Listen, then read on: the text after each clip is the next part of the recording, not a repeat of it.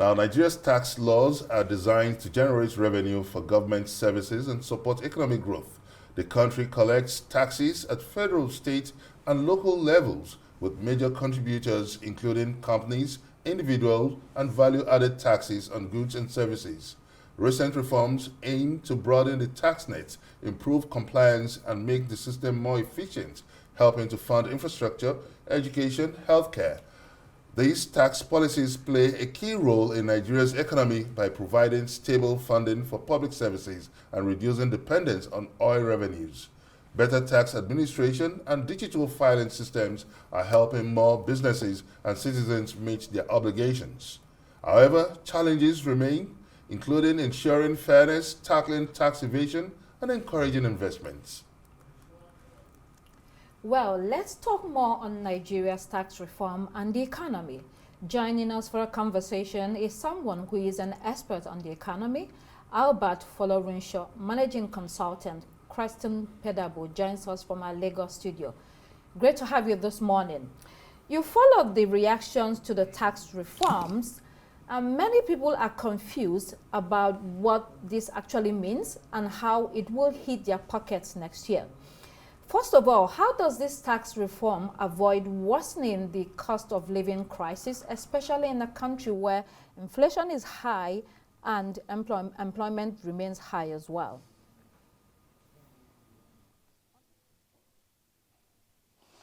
Thank you very much for having me this morning. It is my pleasure to be here. Yes, the tax reform in totality, you will see that it tends to find a way to reduce the cost of living, particularly for the generality of Nigerians. Most of the basic items, basic food items, basic necessities, rent, properties, all those basic needs, when it comes to transaction tax of value-added tax, they have been moved from some of them under exemption to zero-rated, which means they are supposed to cost less. That's very significant too. Companies that are, engaged in producing most of the basic items are now eligible to take deduction for the input tax that they pay on their raw materials, on their plant and machinery for production, on their overhead expenses, which ordinarily should result in an increase in their profitability. And this is a silent profit that most multinationals are going to be earning come 2026, which have not been headlined enough. Again, if you look at the personal taxes of individuals, as long as you earn not more than 20 million in a year, and most Nigerians are in that category, your taxes on the reduction come 2026. From 1st of January, if you are an employee, your tax is computed on the pay-as-you-earn scheme. And so from month 1 of 2026, you expect your tax to be reduced. However, if you are earning maybe slightly more than 20 million to any amount, your tax may be a little bit increased. The maximum rate is about 24.85%, which is still reasonable comparatively to other countries and other jurisdictions.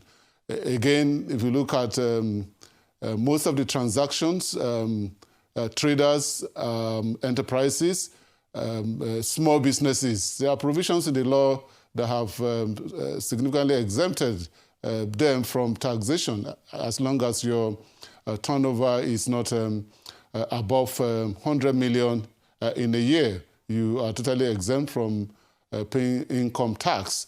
And of course, you are not even required to file a value-added tax return. And so which means, to a large extent, it is also a positive development. And all of those added together, even the trading in shares in the capital market or private equity, if the proceed is within 150 million in a year, you are still exempt from tax. So all of these are very positive development that we expect will impact Nigerians positively. Okay, now Nigerians are facing simultaneous challenges at the moment, just was like rightly said about, insecurity, poverty, unemployment. Is this the right time to prioritize this taxation? Shouldn't we be looking more at things like tax reliefs and incentives instead of, this taxation that's about to hit us all on the 1st of January?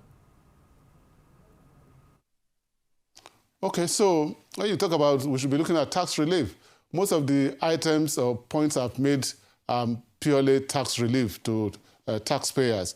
We're looking at a situation where banks no longer have to, file returns with the tax authorities for small depositors or balances that are within. It used to be 5 million for individuals and 10 million for companies. That has been increased to 25 million now from the gazetted copies, and then for companies 100 million, which means the stress of having to make those returns and having to be under the purview of the tax probing eye is also reduced. That's one.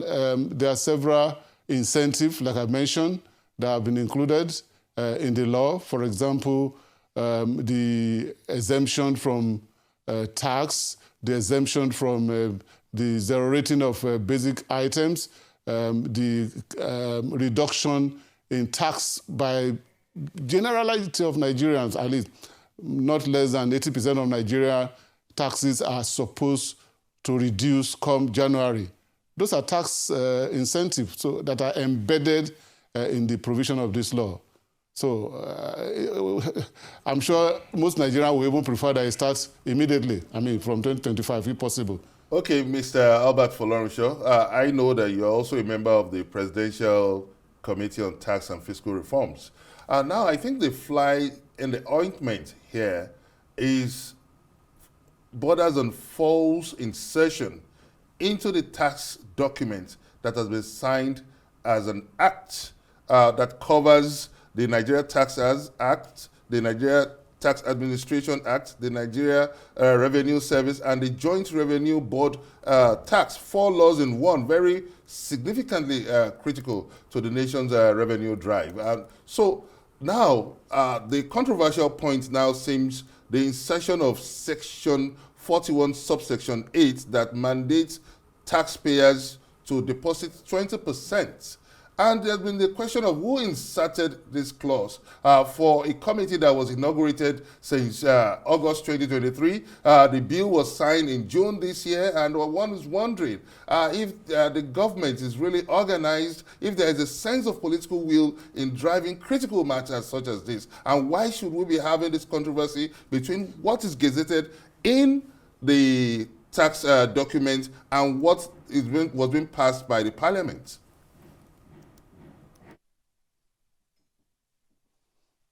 Thank you very much.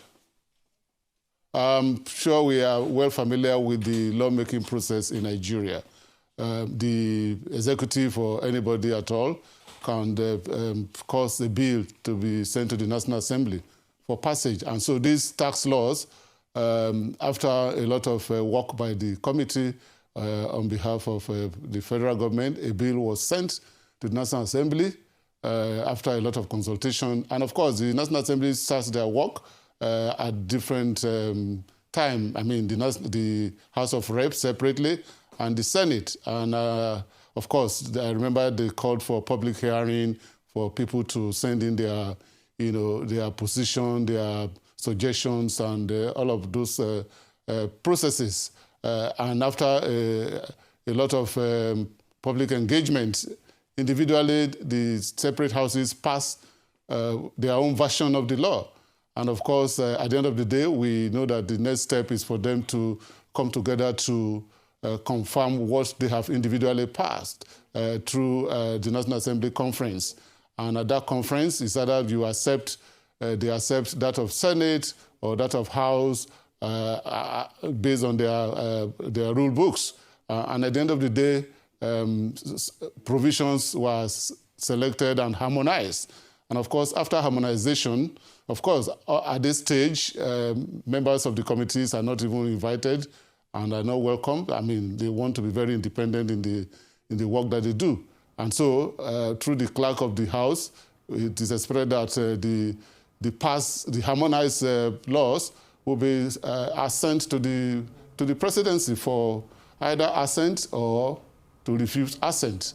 And what we saw in the papers and TV is that the president assented to the harmonized bill that was sent to them to become law. And from that stage, whatever has been signed by the president was to be gazetted, so that which is the basis for informing the public of what has been passed by the National Assembly. And copies of the gazetted were made available to us, as well as the generality of Nigerians. And from there, we begin to, relate with them. So cases have been made that there are differences, and I think the National Assembly have set up a committee to look at that. We are also waiting to see exactly those changes. Okay. I hear that a committee has been set up. We want to see what the committee will come up with, particularly as it relates to specific changes, which I will not be able to speak to. Okay. Okay, as I'm not a member of the National Assembly, and I don't work for the presidency, so I don't know what was assented to. Oh, okay, you did say that for people that earn 20 million a year, the tax provision would be 24%, which according to you is comparable to other nations. And this is where the problem is, because Nigeria is not comparable to other countries where the taxes collected are actually utilized for the purposes, which leads me to my question. What framework, legal framework and other frameworks is the tax law putting in place to ensure that these monies are used for the purposes, that they are used rightly and they are not squandered, as is usually the case, that it's not about improving the lives of citizens? Thank you very much. I will also ask the same question, truly, because from the lawmaking point and the tax authorities' point of view, their responsibility is to assess and collect taxes, which go straight to the federation account. And from the federation account, appropriations are made. And after appropriations, the funds are expected to be utilized for the purposes for which they have been appropriated. And it is the responsibility of the National Assembly to ensure that these funds are utilized. Provisions relating to utilizations are not contained in tax laws. Okay, what we have in tax laws are collection machinery, incentive to encourage people to comply, taxes to be collected, provisions relating to administration of the taxes, who is to collect what, how do you collect, and where do you pay. Okay, so it stops at the same point. So just like any other Nigerian, we ask questions. Yes, comparability. We know that you pay your taxes and you expect a lot of amenities to be in place. But yes, truly they may not be in place, or they are not in place. You spend your own money to provide in some states to drill borehole, and you have to even pay for drilling borehole. I understand that they're saying that even the water you're extracting through your own personal effort are now minerals that belong to the state. So I'm in the same shoes with every Nigerian. It is the responsibility of National Assembly to ensure that the funds appropriated are utilized for those purposes, and not the tax authority, or they are not included in tax law per se, and they shouldn't be there actually.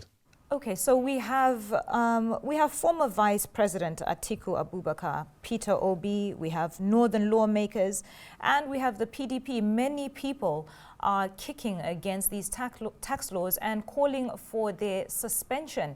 And also in light with what's been happening with the House of Representatives, where there were disputes over what was correctly gazetted and what wasn't correct. How do you put a questionable law into practice when we're not even sure if we're coming or going? How do you come forward and say that this is what should happen and justify it while there's so many disputes that are pending? Okay. Generally, human beings are resistant to changes. Okay, I've seen a lot of those comments and some of the areas that are even in the focus. For example, one of you just mentioned the issue of 20%. I cannot see in the version of the Gazette that I have. That 20% is not in the final one that I have been saying. Okay, and I don't expect any Nigerian to make any deposit for any tax that has not been finalized. You cannot raise a best of judgment assessment on me as a taxpayer and you expect I pay a deposit. So unfortunately, we don't know what happened in the National Assembly and the gazetting authority. What will have happened is that the harmonized copy, just like I noticed that the National Assembly actually published the bill, the original bill that was sent to the National Assembly, they published it in their journal. So it would have been easier if their harmonized copy, had been published when they pass it around June. And then it will be very straightforward for us now to say this is a copy of what was passed compared to the Gazette that was published by the Nigerian press, Minister of Information, who should be answering the question as to what was sent to you by National Assembly and what did you publish. Okay, but regardless of that, we know that the generality of the provisions are positive for Nigerians. It is something that has taken a lot of effort by the government and fund and even the National Assembly. And I'm sure that if there are discrepancies like they have alluded to, that should be sorted out between the National Assembly and the government at the center. A lot of these provisions are coming into force 1st of January 2026.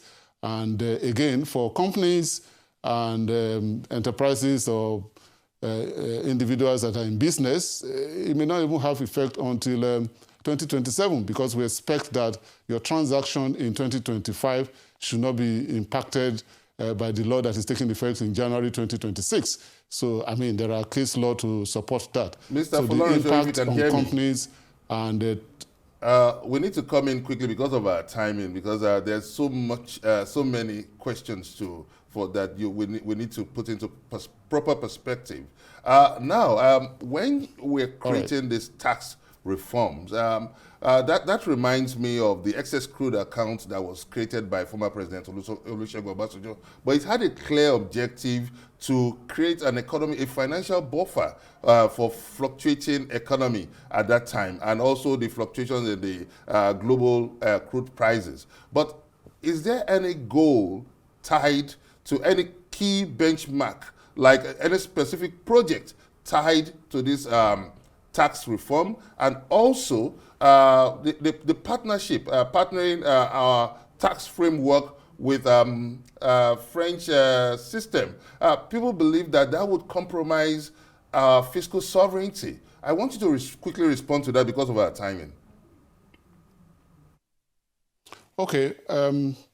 Again, let me start with the last question because Nigeria signed a tax treaty with a lot of countries, and it is not out of place to have a MOU on taxation with other sovereign entities. So there's no compromise. I mean, how many Nigerians actually do, how many French nationality do business in Nigeria? So we have Nigerians having investment all over the world.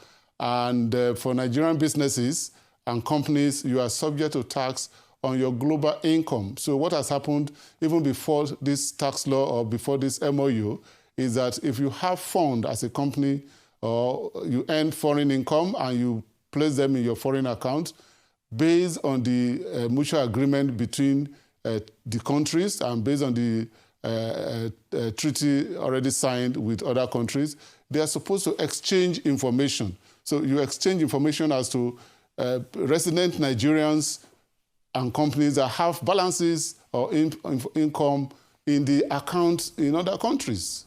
So on the basis of that, questions can be asked by the tax authority in Nigeria on companies that are in Nigeria as to whether the income they earn outside Nigeria have been included in the account that they filed with the tax authority. Quite unfortunate, Mr. Folorunsho, we need to wrap it up here. Thank you so much for making our time to be part of us live here on Daybreak. Thank you very much.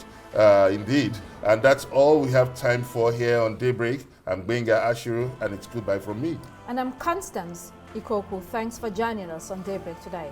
And I'm Yolanda Robert. Please do keep it here on Arise News. The morning show is next. Goodbye.